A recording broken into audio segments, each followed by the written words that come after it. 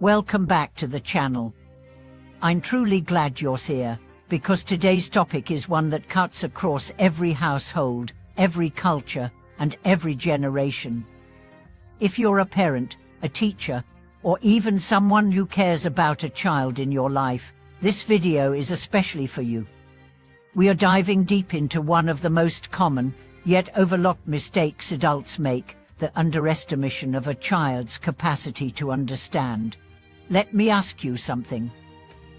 Have you ever brushed off your child's question with a quick answer, thinking they wouldn't get the real explanation? Have you delayed serious conversations, thinking, they're too young for this? Or maybe you've thought, they'll understand when they're older. If any of these thoughts have crossed your mind, you're not alone, but that mindset could be doing more harm than good. Today, we'll explore why underestimating children's understanding is one of the most dangerous traps for modern parenting. We'll share real stories, dive into historical insights, and unfold the immense potential children have when trusted early. By the end, you might just change how you speak to the young minds around you, and in doing so, you might also rediscover the child within yourself. Let's begin with a simple truth. Children are not empty vessels waiting to be filled. They are born with intuition, perception, and sensitivity that often surpass our expectations. Their ability to grasp emotional nuances, moral concepts, and even abstract thoughts is extraordinary, if only we'd stop talking down to them. There's a widespread myth that children can't understand complex ideas, so we postpone essential teachings.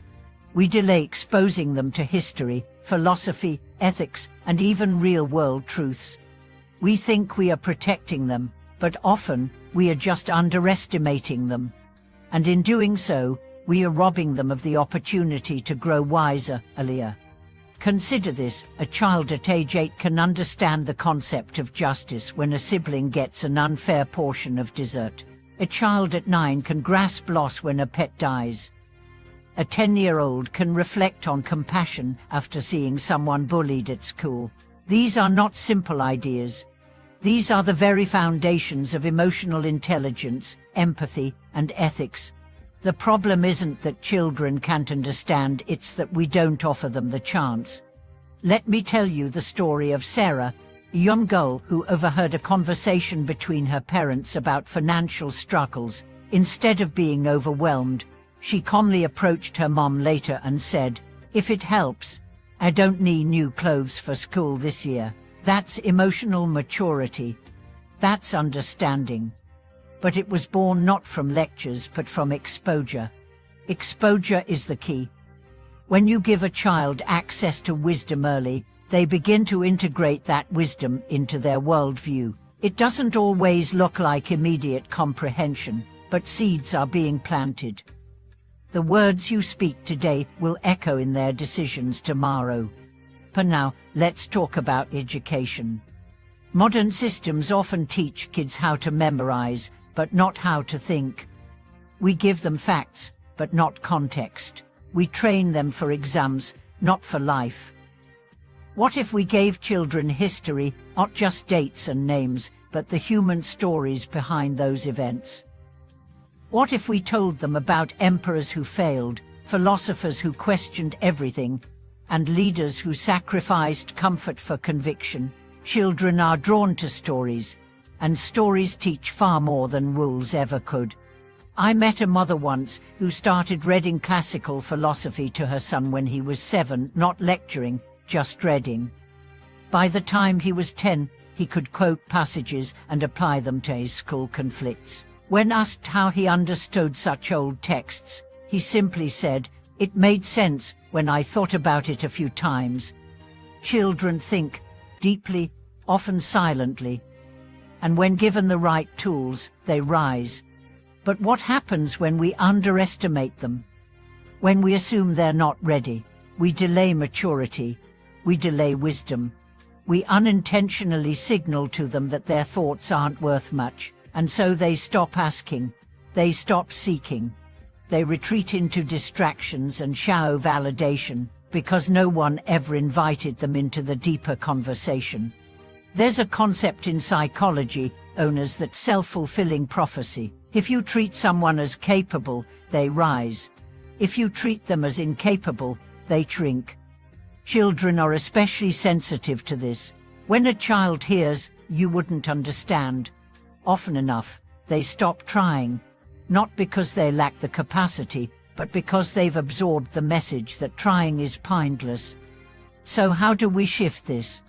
First, respect their questions. Even when they seem naive, even when the answer is complex. If your child asks about death, don't say, "You're too young to worry about that." Say, "That's a really important question. What made you think about it?" And then listen, truly listen. You'll be surprised how much they've already been thinking. Second, expose them to great ideas early. Don't wait until they're teenagers to talk about virtue, courage, history, or even failure. Introduce them to stories of resilience and moral dilemmas. Let them meet the giants of history, not just as names in textbooks, but as real people who faced real struggles. Third, trust their silence. Not all learning shows up in conversation. Sometimes the child who seems least engaged is processing the most. I once knew a boy who never spoke during family discussions. Years later, he became a writer. When asked how he started, he said, "I just wrote what I remembered from listening." Let's not forget children observe more than they express. They're watching you more than you think. They see how you treat others, how you handle stress, how you speak about those who disagree with you. They may not comment, but they're storing it all, like invisible data in a growing moral compass. It's time we stop seeing children as people in progress and start seeing them as people already in possession of depth, sensitivity, and potential. One of the greatest regrets adults often voice later in life is not having been introduced to wisdom sooner. "I wish someone had taught me this when I was younger," they say. "It would have saved me so much pain." But here's the good news. You have the chance now to give that gift to the next generation. Imagine what would happen if more children read Marcus Aurelius instead of only fantasy novels.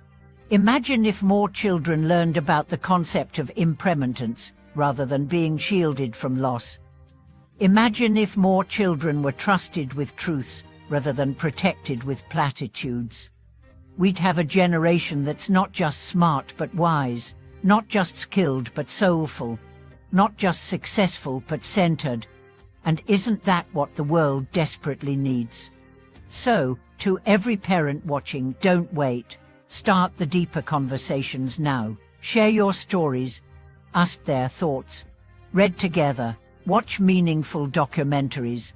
Invite them into the real world, not just the sanitized version we create to shield them. The earlier a child touches truth, the more naturally they live it. Thank you so much for watching this video.